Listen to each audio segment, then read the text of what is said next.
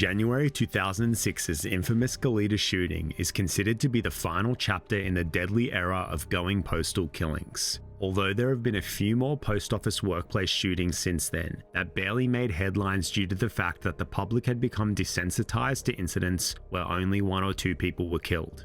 44-year-old Jennifer San Marco started her day at the Santa Barbara condo complex where she lived 3 years earlier and shot her former neighbor, Beverly Graham, in the head, someone she used to argue with constantly.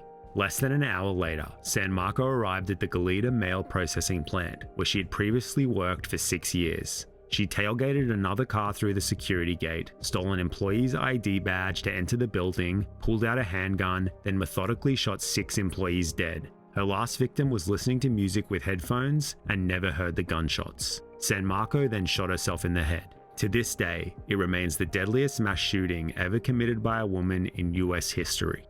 San Marco had a documented history of severe mental illness. In 2003, the USPS had forced her into psychiatric retirement and she had to be wheeled out of the mail processing plant in handcuffs. She had a long-standing feud with her neighbor Beverly, and other neighbors described her as unstable as she could often be seen arguing with herself, kneeling and praying in the street, singing at the top of her lungs, and stripping naked in public. She later moved to a home in the New Mexico desert. She attempted to distribute her homemade newsletter called The Racist Press, which was filled with errors and bizarre explanations about serial killer David Berkowitz, who was working as a letter sorter for the USPS at the time of his arrest, the KKK, and other racist murders. Co-workers said her behavior grew more bizarre over the years. She'd talk or argue with herself and sometimes made racist comments, though she never actually threatened anyone. 6 of her 8 victims were minorities, so racial discrimination was not ruled out as a motive. Police later found incoherent writings in her home alluding to a conspiracy against her, orchestrated by her former workplace and a local medical facility where she was once held. Despite all this, San Marco was able to legally purchase her gun and ammo used in the shooting from a local pawn shop.